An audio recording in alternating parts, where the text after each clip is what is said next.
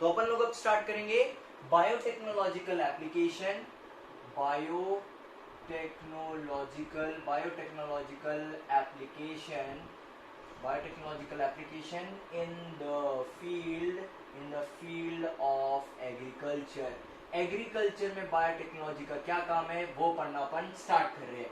चलो, तो इससे पहले मैं तुम लोगों को कुछ चीज बता देता हूँ, कुछ चीज समझा देता हूँ। देखो, आजकल क्या हो रहा है, तो मार्केट में बहुत सारे केमिकल्स बन रहे हैं, पेस्टिसाइड्स बन रहे हैं, इंसेक्टिसाइड्स बन रहे हैं, और बहुत सारे केमिकल्स, यूरिया है, बहुत सारे केमिकल बन रहे हैं। क्यों ये केमिकल बन रहे हैं? ताकि अपन अपने प्लांट को इंसेक्ट से, पेस्ट से, पैथोजन से, इनसे बचा के रखे, इसीलिए ये केमिकल्स बन रहे हैं। बट ये जो केमिकल्स बन रहे हैं, ये केमिकल अपने लिए भी हार्मफुल है, सॉइल के लिए भी हार्मफुल है, और प्लांट के लिए भी हार्मफुल है।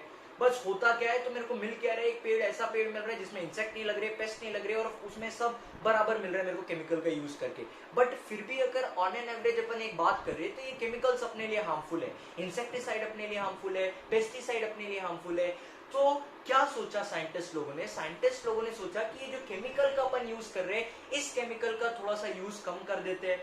अब बात आती है कि केमिकल का यूज कम कर देंगे, अगर मैं मान लो केमिकल का यूज कम कर दूं, तो क्या होगा? केमिकल का यूज कम कर दूं तो वो पेस्ट जो है, वो इंसेक्ट्स जो है, ये सब बढ़ने लगेंगे और ये मेरे पेड़ को खराब कर देंगे। इससे क्या होगा? मेरे को एग्रीकल्चर में नुकसान होगा, ये मेरे लिए एक प्रॉब्लम बन जाएगा। तो इस प्रॉब्लम को डील करने के लिए यहाँ पे आया है अब एक नया कुछ अपन पढ़ने वाले हैं, और अब इस प्रॉब्लम को डील करने के लिए अपन एक नई फील्ड की तरफ जा रहे हैं, या नई फील्ड को पढ़ रहे हैं, जो है बायोटेक्नोलॉजी।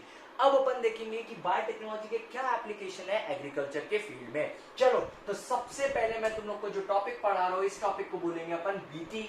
इस टॉपिक को अपन बोलेंगे बीटी। मैंने फर्स्ट लिखा है कैपिटल बी और स्मॉल लिखा है टी। ये बीटी मतलब क्या होता है, चलो इसके बारे में समझते हैं। तो ये जो बीटी है, ये एक बैक्टीरिया का नाम है। जिस बैक्टीरिया का ये नाम है बीटी, इस बैक्टीरिया का फुल फॉर्म है बेसिलस thuringiensis। चलो, तो अपन लिखते हैं बीटी का मतलब होता है बेसिलस thuringiensis। चलो, तो बेसिलस thuringiensis नाम का क्या प्रेजेंट है? एक बैक्टीरिया प्रेजेंट है।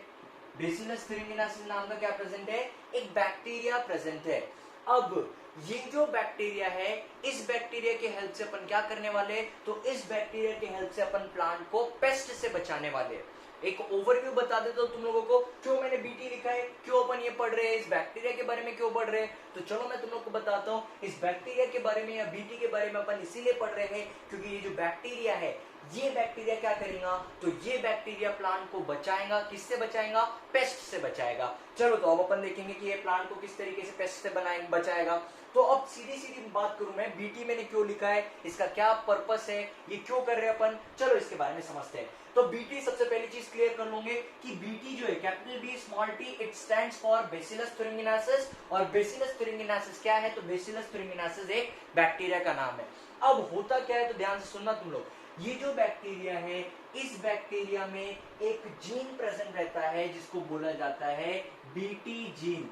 इस बैक्टीरिया में क्या प्रेजेंट रहता है? एक जीन प्रेजेंट रहता है जिसको बोला जाता है बीटी जीन। और ये जो बीटी जीन रहता है, ये बीटी जीन आगे चल के ट्रांसक्रिप्शन और ट्रांसलेशन करने के बाद क्या करता है? तो ट्रांसक्रिप्शन और ट्रांसलेशन करने के बाद ये एक प्रोटीन बनाता है, और वो प्रोटीन पता है कैसा होता है? वो क्रिस्टलाइन प्रोटीन होता है, क्रिस्टल प्रोटीन होता है। तो इस प्रोटीन को बोला जाता है cry protein, that is crystalline protein. सभी लोग ध्यान दोगे, मैं क्या क्या बता रहा हूँ, सभी लोग ध्यान से सुनना। ये तुम्हारे लिए नया है, पर जब तुम लोग पूरी प्रोसेस पढ़ लोगे तब तुमको समझ में आ जाएगा कि बीटी का काम क्या था। ठीक है, तो मैंने क्या बताया, सभी लोग ध्यान दोगे। तो मैंने बताया कि बीटी क्या है, ये एक बैक्टीरिया का नाम है, और क्या नाम है? Bacillus thuringiensis। ये जो बैक्टीरिया होता है, इस बैक्टीरिया में एक जीन पाया जाता है जिसको बोला जाता है बीटी जीन। अब ये जो बीटी जीन है, ये बीटी जीन में जब ट्रांसक्रिप्शन और ट्रांसलेशन की प्रोसेस होती है, मतलब ये जीन है, मतलब मैं बोलूंगा ये डीएनए का एक पार्ट है, इसमें जब ट्रांसक्रिप्शन होगा तो ये आरएनए बनाएगा, और जब इसमें ट्रांसलेशन हो जाएगा तो ये क्या बनाएगा? ये एक प्रोटीन बनाएगा। ये ध्यान रखोगे तुम लोग। तो ये जो बीटी जीन है, इस बीटी जीन में ट्रांसक्रिप्शन और ट्रांसलेशन की प्रोसेस होगी, तब एक प्रोटीन बनेगा, और इस प्रोटीन को बोला जाता है cry protein, CRY, cry protein. अब तुम लोग बोलोगे यार क्राई प्रोटीन क्यों बोला, क्या ये प्रोटीन रोता है क्या ये प्रोटीन जो इसको क्राई प्रोटीन बोल रहे हैं? ऐसा कुछ नहीं है। क्राई प्रोटीन इसलिए कहा गया है क्योंकि ये क्रिस्टलाइन प्रोटीन है। क्रिस्टलाइन प्रोटीन है, क्रिस्टलाइन प्रोटीन मतलब क्रिस्टल के फॉर्म में ये प्रोटीन प्रेजेंट है उस पर्टिकुलर बैक्टीरिया के अंदर। ध्यान से सुनो मैं क्या क्या बता रहा हूँ, ये बहुत इंपॉर्टेंट प्रोसेस है तुम्हारे लिए। तो क्या देखा अपन ने, बेसिलस thuringiensis के पास बीटी जीन प्रेजेंट है, इस बीटी जीन में ट्रांसक्रिप्शन हुआ तब आरएनए बना, ट्रांसलेशन हुआ तब एक प्रोटीन बना और इस प्रोटीन को बोला गया है क्राई प्रोटीन। क्राई प्रोटीन इसलिए बोला क्योंकि ये क्रिस्टलाइन प्रोटीन है। क्योंकि इस बीटी जीन ने क्राई प्रोटीन बनाया है इसीलिए इस बीटी जीन को क्राई जीन भी बोला जाता है। इस बीटी जीन को क्या बोला जाता है, क्राई जीन भी बोला जाता है, ये याद रखोगे तुम लोग, ठीक है। तो यहाँ पे मैंने क्या लिखा है, मैंने लिखा है कि बीटी जीन या फिर क्राई जीन। क्यों क्राई जीन लिखा है, because this cry gene produces cry protein. And what is cry protein, cry protein is none other than crystalline protein. Cry protein क्या है, तो ये कुछ नहीं बट ये क्रिस्टलाइन प्रोटीन, क्रिस्टल के फॉर्म में प्रोटीन है। तो ये प्रोसेस अपन ने देख लिया, ठीक है। अब मैं तुम लोग को पूरी चीज बताता हूँ, एक चीज बताता हूँ। अब अगर तुम लोग देख रहे होंगे तो क्राई क्राई शब्द जो है वो 2 बार आ रहा है। एक क्राई शब्द आ रहा है यहाँ पे जिसको मैं जीन बोल रहा हूँ, यहाँ मैंने क्राई लिखा और उसके सामने जीन लिख दिया। और एक क्राई शब्द आ रहा है यहाँ पे जिसको मैं बोल रहा हूँ प्रोटीन। तो अब अगर मैंने सिंपल क्राई लिख दिया, ऐसा क्राई लिख दिया और उसके सामने कुछ भी नहीं लिखा, अगर मैंने नॉर्मली क्राई लिख दिया और उसके सामने ना जीन लिखा ना प्रोटीन लिखा और तुम लोग से पूछा बताओ वो क्या है, क्या वो जीन है या फिर प्रोटीन है, तो मैं बता नहीं पाऊंगा उसको, मैं उसको बता नहीं पाऊंगा कि वो क्राई क्या है, जीन है या प्रोटीन है। क्योंकि देखो अगर क्राई लिखा है और उसके सामने मैंने जीन लिखा है तो मेरे को समझ में आ जाएगा कि हाँ ये क्राई जीन है। और अगर मैंने क्राई लिखा है और क्राई के सामने मैंने लिखा है प्रोटीन तो मेरे को समझ में आ जाएगा कि हाँ ये क्या है, ये क्राई प्रोटीन है। अगर मैं क्राई के सामने जीन भी नहीं लिखता हूँ प्रोटीन भी नहीं लिखता हूँ तो मेरे को समझेंगे नहीं यार ये क्राई क्या है। तो इसको समझने के लिए इन लोगों ने क्या किया, एक चीज को डेवलप किया। क्या डेवलप किया वो बताता हूँ। अगर ये जो क्राई है, अगर क्राई जो है ये अगर इटैलिक्स में लिखा हुआ है, क्राई अगर इटैलिक्स में मतलब कर्सिव, वो एक फॉन्ट आता है कंप्यूटर में, कंप्यूटर अगर यूज किया होगा तुम लोगों ने तो कंप्यूटर में एक फॉन्ट आता है इटैलिक्स करके जिसमें कर्सिव में ऐसा टेढ़ी राइटिंग में लिखा जाता है। अगर क्राई इटैलिक्स वाले फॉन्ट में या टेढ़ी राइटिंग में कर्सिव में लिखा हुआ है तब इसको कंसिडर किया जाता है कि ये क्या है, तब इसको कंसिडर किया जाता है जीन। और अगर नॉर्मल क्राई लिखा है ऐसा नॉर्मल जैसे अपने बुक में प्रिंटेड रहता है, नॉर्मल जो लैंग्वेज में अपने बुक में प्रिंट रहता है, अगर उसमें लिखा है नॉर्मल भाषा में या नॉर्मल फॉन्ट में लिखा है तब इसको बोला जाता है कि ये क्या है। अगर इसको नॉर्मल में लिखा है तो इसको बोला जाता है कि ये प्रोटीन है। तो ये मैंने लिख दिया कि ये क्या है, अब ये प्रोटीन है। तो यहाँ पे अपन ने 2 चीज देखी है। अब अगर मेरे पास क्राई लिखा हुआ, अब अगर मेरे पास नॉर्मल क्राई लिखा होगा और उसके सामने जीन भी नहीं लिखा है प्रोटीन भी नहीं लिखा है तो भी मैं पहचान जाऊंगा कि ये क्राई कैसा है। अगर क्राई कर्सिव में लिखा है या फिर इटैलिक्स फॉन्ट में लिखा है तो मेरे को समझ में आ जाएंगे कि मैं यहाँ पे क्राई जीन की बात कर रहा हूँ। और अगर नॉर्मल क्राई लिखा है जैसे नॉर्मल अपने बुक में लिखा रहता है तो वहां मेरे को पता चल जाएगा कि मैं यहाँ पे क्राई प्रोटीन की बात कर रहा हूँ। तो क्राई जीन को यहाँ पे समझने के लिए, इटैलिक्स समझने के लिए मैं इसको अंडरलाइन कर देता हूँ। इटैलिक्स को समझने के लिए मैंने इसको अंडरलाइन कर दिया, इसको अंडरलाइन नहीं किया मतलब ये नॉर्मल लिखा है। मैंने तुम लोगों को ये बताया कि बेसिलस thuringiensis नाम का एक बैक्टीरिया है। इस बैक्टीरिया में एक जीन पाया जाता है जिसको बोला जाता है बीटी जीन या फिर इसको क्राई जीन बोला जाता है। ये क्राई जीन जब ट्रांसक्रिप्शन और ट्रांसलेशन की प्रोसेस करता है तब ये एक प्रोटीन बनाता है जिसको बोला जाता है क्राई प्रोटीन। और ये जो क्राई प्रोटीन होता है ये क्रिस्टलाइन प्रोटीन के फॉर्म में प्रेजेंट रहता है। एक सबसे इंपॉर्टेंट और सबसे नेसेसरी चीज बता देता हूँ, ये जो क्राई प्रोटीन है, ये क्राई प्रोटीन जो रहता है ये एक इनएक्टिव प्रोटीन होता है। ये कैसा प्रोटीन होता है, ये एक इनएक्टिव प्रोटीन होता है। ध्यान से सुनना मैं क्या बता रहा हूँ। ये जो क्राई प्रोटीन है ये कैसा प्रोटीन होता है, ये एक इनएक्टिव प्रोटीन होता है। अब तुम लोग सोच रहे होंगे ये एक्टिव कब होगा, तो ये क्राई प्रोटीन एक्टिव तब होता है जब इसको अल्कलाइन मीडियम में रखा जाता है। जब इसको, अगर क्राई प्रोटीन है और उसमें अल्कलाइन मीडियम प्रेजेंट है तब ये एक्टिव हो जाता है। तो मैं लिख दूंगा this cry protein becomes active in alkaline pH and then it is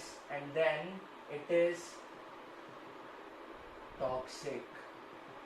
चलो तो मैंने क्या लिखा है इसको समझते हैं अपन। मैंने देखो क्या लिखा है, ध्यान से सुनोगे तुम लोग, ठीक है। मैंने क्या लिखा, मैंने बताया तुम लोग को कि बीटी नाम का एक बैक्टीरिया है जिसका नाम है बेसिलस thuringiensis। ये जो बैक्टीरिया इसके पास एक जीन है बीटी जीन, इसको क्राई जीन भी बोला जाता है। जब इस जीन में ट्रांसक्रिप्शन और ट्रांसलेशन की प्रोसेस होंगी तब जाके एक प्रोटीन बनेगा जिसको अपन बोलेंगे क्राई प्रोटीन। और ये जो क्राई प्रोटीन होगा, क्राई क्यों लिख रहे हैं अपन बार बार क्राई क्यों लिख रहे हैं, क्योंकि क्रिस्टलाइन प्रोटीन है, क्रिस्टल के फॉर्म में ये प्रोटीन प्रेजेंट रहेगा।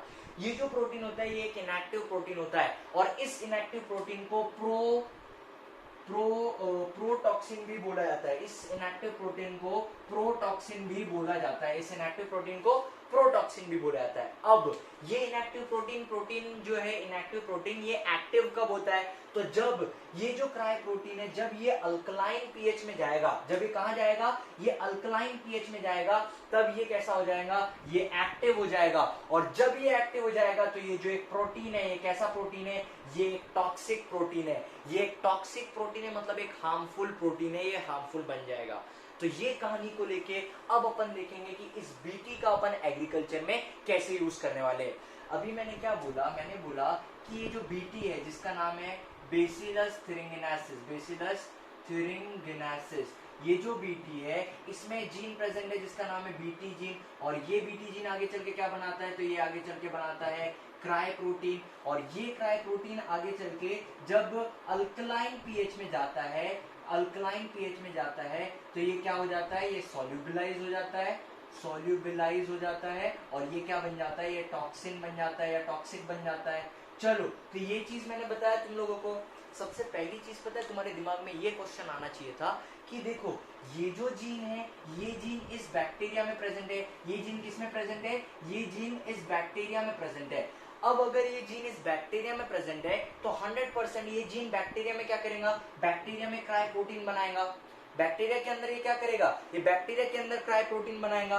बट इधर तुम लोग ध्यान दोगे, सभी लोग ध्यान दोगे, इधर देखो ये जो तुम्हारा जो बीटी जो मैंने बताया कि ये जो बैक्टीरिया जिसका नाम है बेसिलस थुरिंगिनेसिस, इसके पास ये जीन है, ये जीन क्या करेगा, बैक्टीरिया के अंदर क्राई प्रोटीन बनाएगा।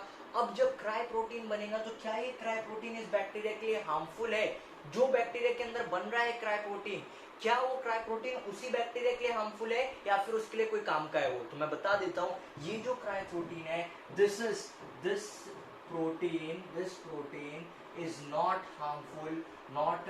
Harmful to the bacteria. ये जो प्रोटीन है ये प्रोटीन बैक्टीरिया के लिए हार्मफुल नहीं है।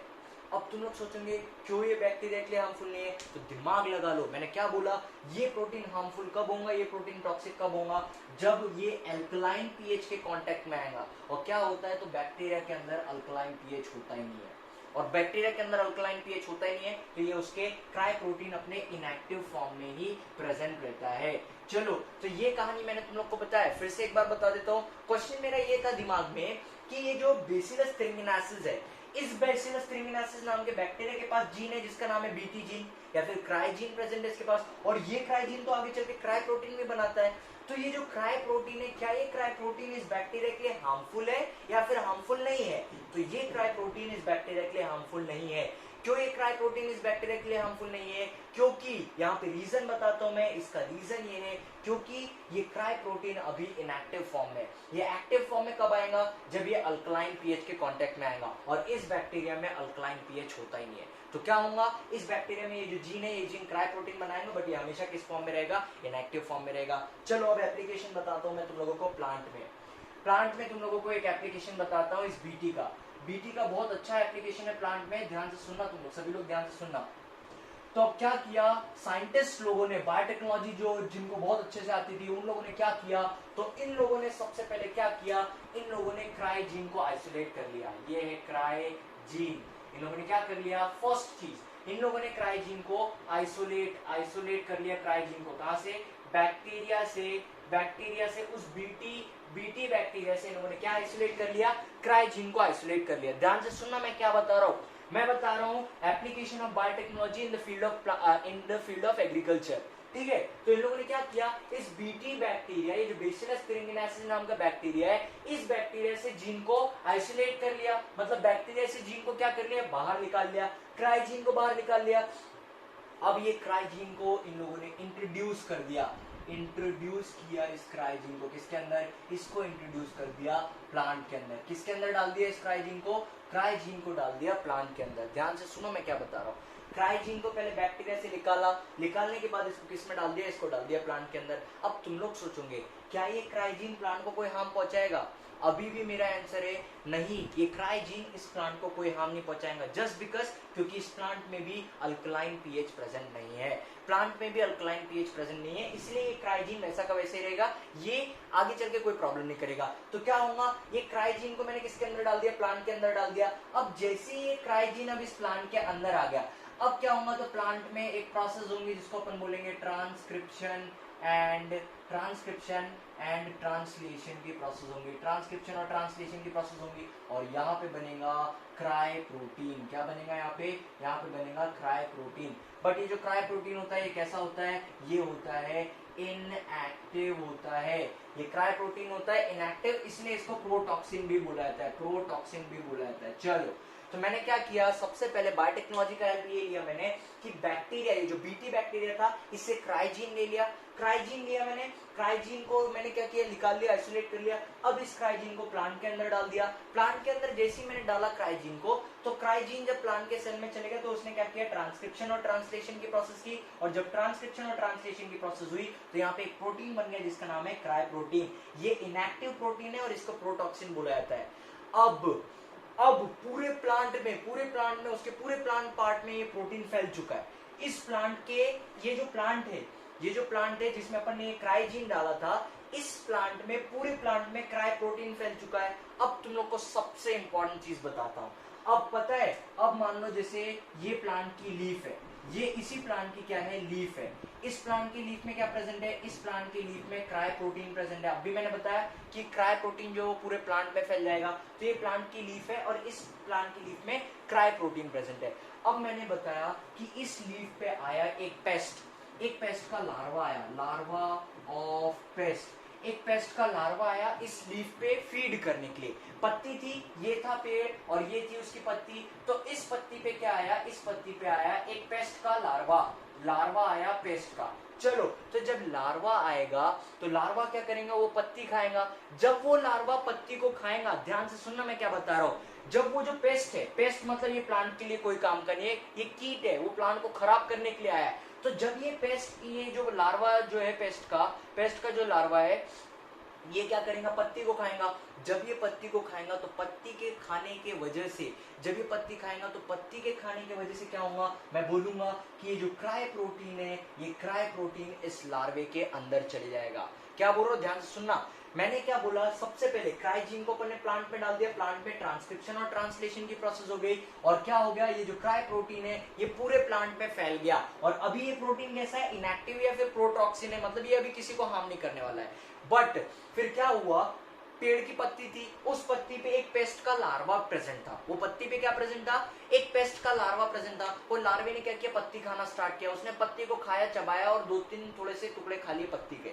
अब जब उसने पत्ती खाई तो पत्ती खाने के वजह से वो पत्ती उसके पेट में गई, और उस पत्ती में क्या प्रेजेंट था, उस पत्ती में प्रेजेंट था क्राई प्रोटीन। अब ये जो क्राई प्रोटीन है, ये क्राई प्रोटीन अब पहुंच गया, मैं बोल दूंगा cry protein is now in the gut of larva of pest। अब क्राई प्रोटीन कहाँ है, तो अब क्राई प्रोटीन इस लार्वे ये जो लार्वा था, पेस्ट का जो लार्वा था, उस लार्वे के गट में प्रेजेंट है ये क्राई प्रोटीन। और तुमको सबसे इंटरेस्टिंग चीज बताता हूं मैं, ये जो गट होता है, इस लार्वे का जो गट होता है, इस गट का जो पीएच होता है, ये पीएच होता है अल्कलाइन पीएच। बहुत इंपॉर्टेंट चीज, ये जो लार्वे का जो गट है, गट मतलब पेट होता है, stomach, gut means our stomach. तो क्या हुआ, पत्ती खाया उस लार्वे ने, पेस्ट ने वो पत्ती खाया। पत्ती खाने के कारण क्या हुआ, पत्ती खाने के कारण वो जो टॉक्सिन था, ये जो क्राई प्रोटीन था, ये क्राई प्रोटीन उसके पेट में चले गया। और इस पेस्ट का जो पेट का पीएच है, कैसा पीएच है, ये पीएच है अल्कलाइन पीएच। ध्यान दो, अल्कलाइन पीएच है, इसका मतलब क्या, अब मैं बोलूंगा कि ये क्राई प्रोटीन जो है, ये क्राई प्रोटीन अब सॉल्युबलाइज हो जाएगा। ये क्या हो जाएगा, सॉल्युबलाइज हो जाएगा, और अब ये बन जाएगा एक्टिव, मतलब अब ये बन जाएगा टॉक्सिक। और जैसे ये टॉक्सिक बन जाएगा, पता है ये क्राई प्रोटीन क्या करता है, ये जैसे मान लो ये उनका गट है, ये मान लो उनका एलिमेंट्री कैनल है या फिर गट है, तो ये एलिमेंट्री कैनल है, ये उसके मान लो एपिथेलियम सेल है, एपिथेलियम सेल है, ये उसके एपिथेलियम सेल है। तो ये उसका मान लो एलिमेंट्री कैनल है, एलिमेंट्री कैनल है उस किसका, उस पर्टिकुलर लार्वे का एलिमेंट्री कैनल है। इस एलिमेंट्री कैनल की जो लाइनिंग होती है, इस लाइनिंग पे एपिथेलियल सेल पाए जाते हैं।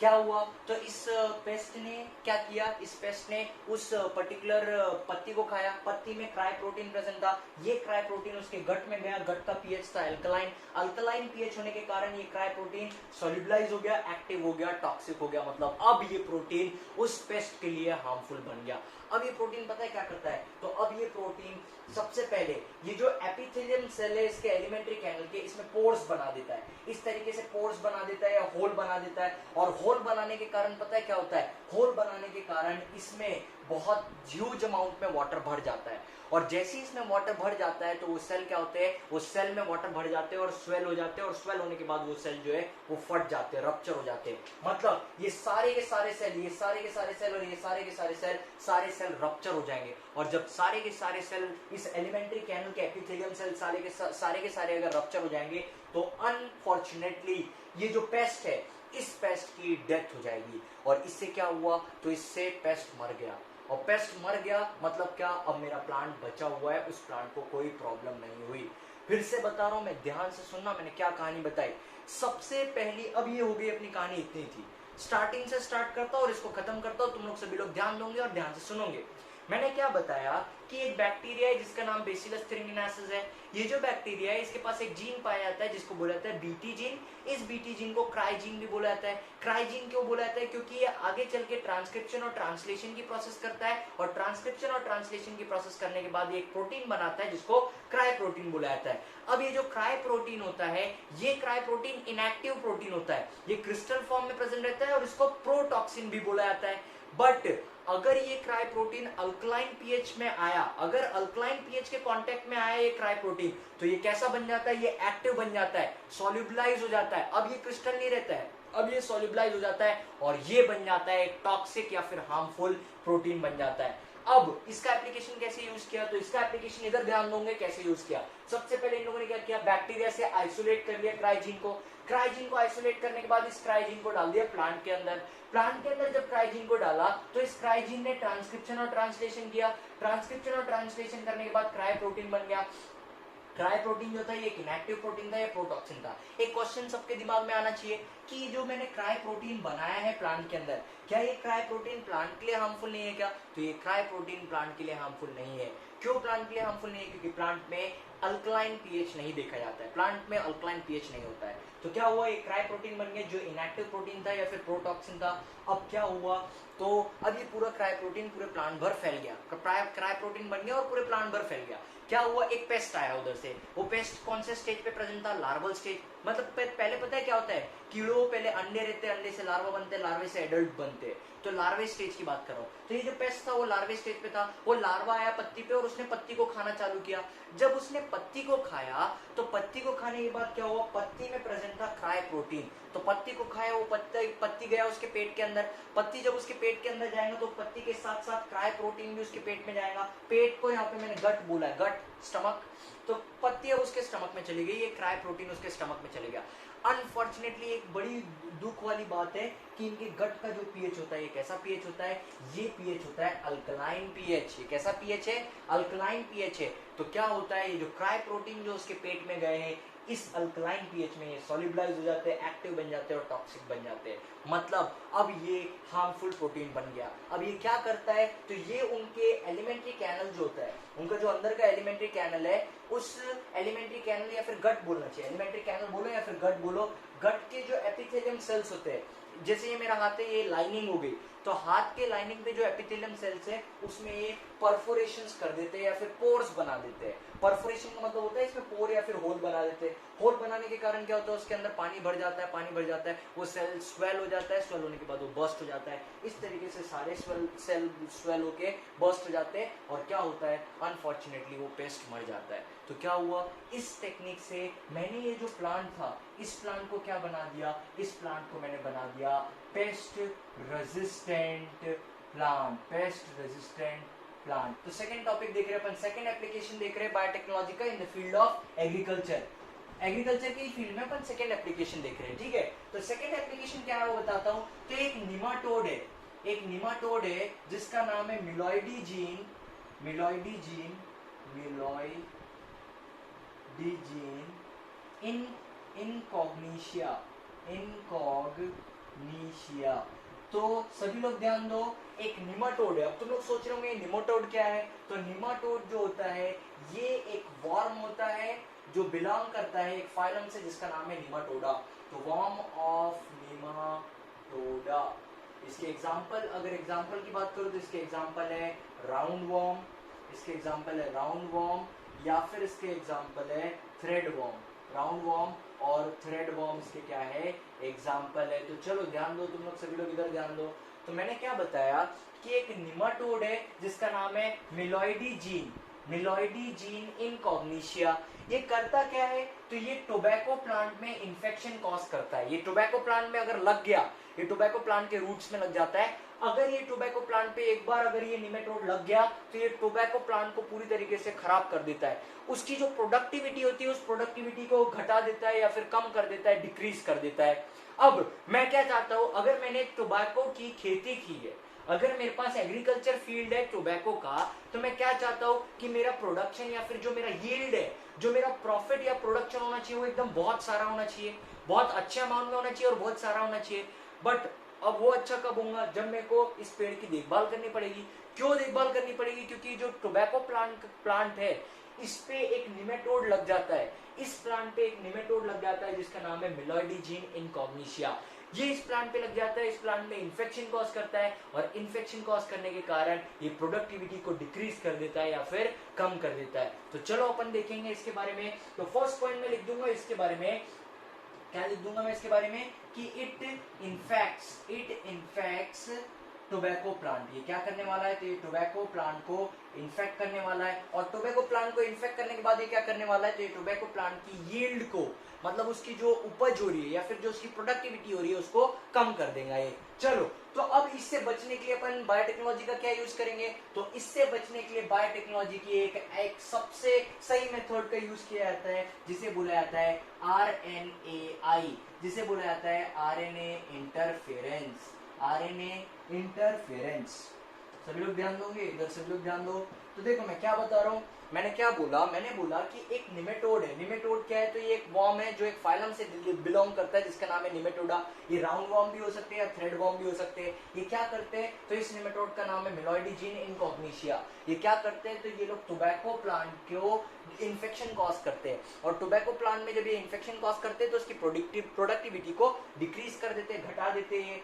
अब इससे बचने के लिए अपन क्या करेंगे, तो इससे बचने के लिए अपन एक टेक्निक का यूज करेंगे जिस टेक्निक को बोला जाता है RNAi, that is RNA interference. चलो देखते हैं क्या ये टेक्निक है, टेक्निक क्या है ये और इसके बारे में अपन समझते हैं। तो होता क्या है मैं तुम लोग को बताता हूँ, सबसे इंपॉर्टेंट चीज बताता हूँ। तो पता है ये जो मिलॉइडी जीन इनकॉग्निशिया है, इस मिलॉइडी जीन इनकॉग्निशिया नाम का ये जो निमेटोड है, इस निमेटोड में एक जीन पाया जाता है और ये जीन जो है ये आगे चल के क्या करता है, ये जीन आगे चल के प्रोटीन बनाता है। देखो क्या बोल रहा हूँ, ध्यान से सुनना। मैं बोल रहा हूँ कि जो निमेटोड है जिसका नाम है मिलॉइडी जीन इनकॉग्निशिया, इस निमेटोड में एक जीन पाया जाता है जो आगे चल के क्या करता है, प्रोटीन बनाता है। और ये जो जीन होता है, ये जो प्रोटीन बनाया इसने, ये प्रोटीन होता है, ये हेल्प करता है in the growth of nematode. ये किसके लिए हेल्प करता है, ये हेल्प करता है निमेटोड के ग्रोथ के लिए। मतलब मान लो ये पेड़ है, ये टोबैको प्लांट है, ये उसकी जड़ है, इस जड़ पे लग गए निमेटोड लग गए इसकी जड़ के अंदर। अब क्या होगा, जड़ के अंदर जब निमेटोड लग जाएंगे तो उस निमेटोड के अंदर क्या है, उस निमेटोड के अंदर एक जीन प्रेजेंट है।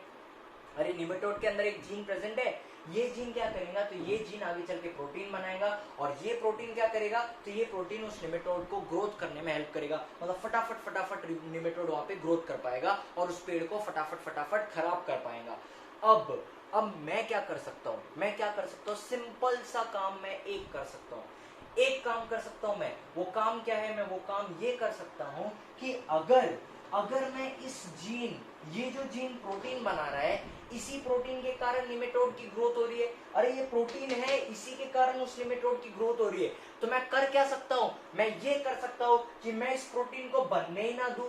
अगर मैं ये प्रोटीन को बनने ही ना दूं तो क्या होगा, इसकी निमेटोड की ग्रोथ ही नहीं हो पाएगी। ध्यान से सुनना मैं क्या बोल रहा हूँ, ये बहुत इंपॉर्टेंट चीज है, ये तुम लोग को आरएनए इंटरफेरेंस को समझने में मदद करेगी। क्या है तो टेक्निक के बारे में बताता हूं मैं तुम लोगों को। देखो पहले तो ये चीज क्लियर कर दो कि हो क्या रहा है कि ये मेरा टोबैको का प्लांट है। टोबैको के प्लांट पे एक निमेटोड आ रहा है जिसका नाम है मिलॉइडी जीन इनकॉग्निशिया। ये निमेटोड क्या कर रहा है, तो जैसे ये टोबैको प्लांट पे आके अटैच हो रहा है, ये फटाफट फटाफट फटाफट इन्फेक्शन कॉज करना चालू कर दे रहा है उस टोबैको प्लांट को।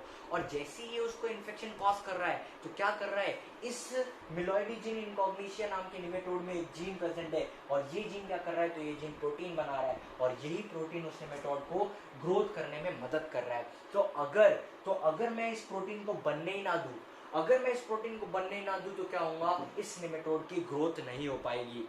तो अब अपना क्या काम है, अपना सिर्फ एक पर्पस मिल गया है मेरे को। क्या पर्पस मिल गया है कि ये जो निमेटोड है इसकी ग्रोथ नहीं होनी चाहिए, और इसकी ग्रोथ कब नहीं होगी, जब ये प्रोटीन नहीं बनेगा। तो अब मेरे को पूरी प्रोसेस जो भी करूंगा मैं, वो प्रोसेस में क्या करूंगा कि ये प्रोटीन तो नहीं बनने दूंगा। अगर ये प्रोटीन नहीं बनेगी तो निमेटोड ग्रोथ नहीं कर पाएगा, और निमेटोड ग्रोथ नहीं कर पाएगा तो प्लांट पे इंफेक्शन कॉज नहीं कर पाएगा। अब मैं बात करता हूं आरएनए इंटरफेरेंस की। तो आरएनए इंटरफेरेंस जो होता है, ये जो होता है, ये पहले से ही एक सेलुलर डिफेंस पाया जाता है यूकैरियोटिक सेल में। ये पहले से ही ये एक इसको अपन लिख सकते हैं, it is present in all eukaryotic organism, it is present in all eukaryotic organism as a defence, as a cellular defence. चलो तो ध्यान दोगे तुम लोग सभी लोग, मैंने क्या बोला, मैंने क्या बोला कि एक प्रोसेस है जिसको अपन बोलते हैं आरएनए, जिसका नाम है आरएनए इंटरफेरेंस। इस प्रोसेस के मदद से अपन इस निमेटोड से बचने वाले हैं। अब ये प्रोसेस क्या है, तो ये प्रोसेस सारे यूकैरियोटिक ऑर्गेनिज्म में प्रेजेंट रहती है।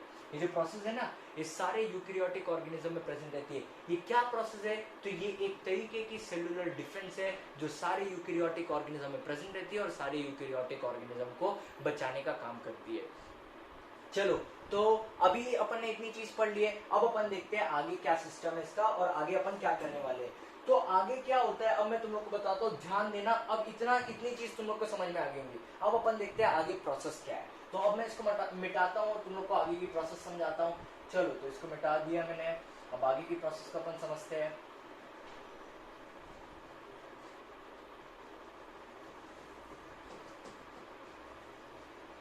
चलो तो देखो अब प्रोसेस को समझते हैं। सबसे पहले क्या किया जाता है, तो वो जो जीन था, मैंने बताया अभी कि एक जीन था जो प्रोटीन बनाता था। सबसे पहले क्या किया, ये जीन लिया और इस जीन को इंट्रोड्यूस कर दिया टोबैको प्लांट के अंदर। इसको किसके अंदर इंट्रोड्यूस कर दिया, इसको इंट्रोड्यूस कर दिया टोबैको प्लांट के अंदर। सबसे पहले क्या किया अपन ने, देखो सबसे पहले क्या किया, तो सबसे पहले इन लोगों ने क्या किया, आइसोलेशन ऑफ जीन फ्रॉम इस निमेटोड फ्रॉम निमेटोड। तो इन्होंने क्या किया, सबसे पहले ये जैसे मान लो ये निमेटोड है, तो ये निमेटोड है, ये अगर एक निमेटोड है तो इस निमेटोड से सबसे पहले क्या किया, जीन को आइसोलेट कर लिया, जीन को बाहर निकाल लिया। अब जब इन लोगों ने जीन को बाहर निकाल लिया तो अब इस जीन को किसके अंदर डाल दिया, अब इस जीन को डाल दिया टोबैको प्लांट के अंदर, डाल दिया इन लोगों ने टोबैको प्लांट के अंदर। अब जैसे ही ये टोबैको प्लांट के अंदर डालेंगे तो इस टोबैको प्लांट के अंदर क्या होगा, ट्रांसक्रिप्शन और ट्रांसलेशन की प्रोसेस होंगी, और ट्रांसक्रिप्शन और ट्रांसलेशन होने के कारण पता है क्या होगा, ये जो टोबैको प्लांट है इसमें ये जो मैंने जीन डाला था, ये जीन में अगर ट्रांसक्रिप्शन और ट्रांसलेशन की प्रोसेस होती तो ये आगे चल के क्या बनाता, एमआरएनए बनाता। बट यहाँ पे जो एमआरएनए बनता है या फिर यहाँ पे जो आरएनए बनता है, ये एक डबल स्टैंडर्ड आरएनए बनता है, और ये डबल स्टैंडर्ड आरएनए बनता है ड्यू टू आरएनए इंटरफेरेंस। मतलब कोई भी यूकैरियोटिक ऑर्गेनिज्म के अंदर अगर अपन ने कोई आरएनए डाला है तो वो आरएनए क्या करेगा, वो आरएनए उसकी एक डीएस आरएनए की, अगर मैंने आरएनए डाला है, सॉरी एक जीन डाला है, आरएनए नहीं, अगर कोई भी यूकैरियोटिक ऑर्गेनिज्म के अंदर मैंने जीन डाला है तो उसकी बॉडी में ट्रांसक्रिप्शन और ट्रांसलेशन की प्रोसेस होंगी। बट जब ट्रांसक्रिप्शन और ट्रांसलेशन की प्रोसेस होंगी तो वहां पे डबल स्टैंडर्ड आरएनए की फॉर्मेशन होगी। तो ये बन गया एक डबल स्टैंडर्ड आरएनए। अब क्या होगा, अब मैं तुमको पूरी कहानी बताता हूँ, ध्यान से सुनना, मैं क्या बता रहा हूँ ध्यान से सुनते जाना। मैंने क्या किया, फिर से प्रोसेस क्या है, प्रोसेस को फिर से समझाता हूँ। प्रोसेस में ये था कि सबसे पहले मैंने ये निमेटोड लिया जिसका नाम है मिलॉइडी जीन इनकॉग्निशिया। इस निमेटोड से जीन को आइसोलेट कर लिया, जीन को निकाल लिया मैंने, आइसोलेट कर लिया। अब इस जीन को टोबैको प्लांट के अंदर डाला। जब मैंने टोबैको प्लांट के अंदर डाला तो टोबैको प्लांट के अंदर ट्रांसक्रिप्शन और ट्रांसलेशन की प्रोसेस हुई और यहाँ पे एक डबल स्टैंडर्ड आरएनए बन गया। ये बन गया डबल स्टैंडर्ड आरएनए। अब क्या हुआ प्रोसेस, तो अब बताता हूँ। अब मैंने ये प्रोसेस पहले से करके रखा है टोबैको प्लांट पे। अब क्या हुआ, तो अब आया एक निमेटोड इस टोबैको प्लांट पे। अब आया एक निमेटोड आया टोबैको प्लांट पे, ये निमेटोड आया टोबैको प्लांट पे अफेक्ट करने के लिए उसको। अब क्या होता है, तो जैसे ये निमेटोड आके टोबैको प्लांट पे अफेक्ट करेगा तो ये निमेटोड क्या करेगा, ये निमेटोड ट्रांसक्रिप्शन और ट्रांसलेशन करेगा। ये निमेटोड ट्रांसक्रिप्शन और ट्रांसलेशन की प्रोसेस करेगा और जब ये ट्रांसक्रिप्शन और ट्रांसलेशन करेगा तो ये बनाएगा mRNA। ये क्या बना लेगा, ये बना लेगा mRNA। अब पहले से ही प्लांट में एक dsRNA बना हुआ है, पहले से ही प्लांट में क्या बना हुआ है, dsRNA बना हुआ है। और ये डबल स्टैंडर्ड आरएनए किससे बना है, ये उस जीन से बना हुआ है जो निमेटोड के पास प्रेजेंट था। ये निमेटोड ने ये mRNA बनाया, ये mRNA भी किससे बना है, ये यही वाले जीन से बना है जो निमेटोड के पास था। तो क्या होता है, ये जो डबल स्टैंडर्ड आरएनए है, ये डबल स्टैंडर्ड आरएनए आके इस mRNA पे बाइंड हो जाता है। ये डबल स्टैंडर्ड आरएनए आके इस mRNA पे बाइंड हो जाता है और इस mRNA को आगे चल के कोई भी प्रोटीन बनाने नहीं देता है। इस mRNA को ये क्या करता है, आके उसको बाइंड कर दिया, बाइंड कर दिया मतलब आके उससे जुड़ गया। और क्यों जुड़ा, रीजन बताता हूँ।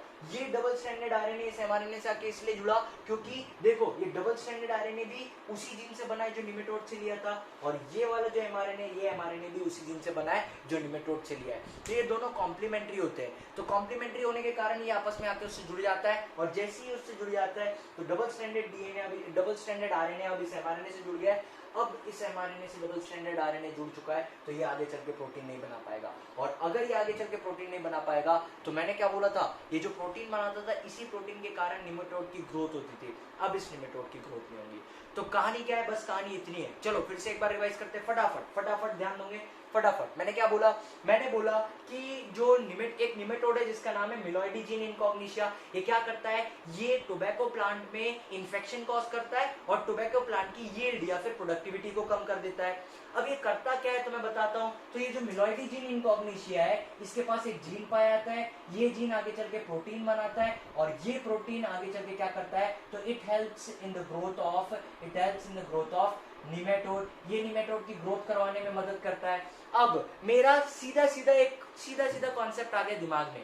क्या दिमाग में कॉन्सेप्ट आ गया कि अगर कोई निमेटोड आके पेड़ पे लगता है, लगने के बाद अगर वो जीन क्या कर रहा है, प्रोटीन बना रहा है और ये प्रोटीन उसको ग्रोथ करने में मदद कर रहा है, तो मेरा कॉन्सेप्ट क्या है, मेरा कॉन्सेप्ट ये है कि मैं ये प्रोटीन को बनने ना दूं। अगर ये प्रोटीन बनेगा ही नहीं तो क्या होगा, वो निमेटोड ग्रोथ ही नहीं कर पाएगा। तो चलो अब देखते हैं अपन ये प्रोटीन को कैसे नहीं बनने देंगे। तो अपन ने क्या किया, यहाँ पे सबसे पहले अपन ने निमेटोड से जीन ले लिया, जीन आइसोलेट कर लिया, इस जीन को टोबैको प्लांट में डाला, टोबैको प्लांट में ट्रांसक्रिप्शन और ट्रांसलेशन होने के बाद यहाँ पे डबल स्टैंडर्ड आरएनए की फॉर्मेशन हुई है। और ये जो डबल स्टैंडर्ड आरएनए बना है ये आरएनए इंटरफेरेंस के कारण बना है, आरएनए के कारण बना है। तो अब ये डबल स्टैंडर्ड आरएनए बन गया। अब मान लो कोई निमेटोड आके इस प्लांट पे अटैक करता है तो ये निमेटोड भी ट्रांसक्रिप्शन और ट्रांसलेशन करेगा और एमआरएनए बनाएगा। जो ये एमआरएनए बनाएगा इस एमआरएनए पे डबल स्टैंडर्ड आरएनए आके बाइंड हो जाएगा और जैसे ही उस पर बाइंड हो जाएगा तो ये उसको प्रोटीन नहीं बना देगा। अगर प्रोटीन नहीं बनेगा तो वो निमेटोड की ग्रोथ नहीं होगी और यहाँ पे ये निमेटोड वहीं खत्म हो जाएगा या उसकी ग्रोथ नहीं हो पाएंगी और टोबैको प्लांट को कोई भी दिक्कत नहीं होगी। तो ये था अपना एक टॉपिक जिसका नाम है RNAi, that is RNA interference. क्यों RNA इंटरफेरेंस बोल रहे हैं मैं बताता हूँ। RNA इंटरफेरेंस इसलिए बोल रहे हैं क्योंकि अपन ने इस mRNA के आगे की प्रोसेस को इंटरफेयर किया या फिर इसके आगे की प्रोसेस को साइलेंस कर दिया। देखो ये mRNA आगे चल के प्रोटीन बनाने वाला था बट इस डबल स्टैंडर्ड RNA आके जुड़ गया इस mRNA से। जब ये डबल स्टैंडर्ड RNA इस mRNA से आके जुड़ गया तो ये आगे चल के कोई प्रोटीन ही नहीं बना पाया। तो अपन ने क्या कर दिया, इस RNA के प्रोसेस को इंटरफेयर किया, इसीलिए इसको बोला जाता है RNA इंटरफेरेंस।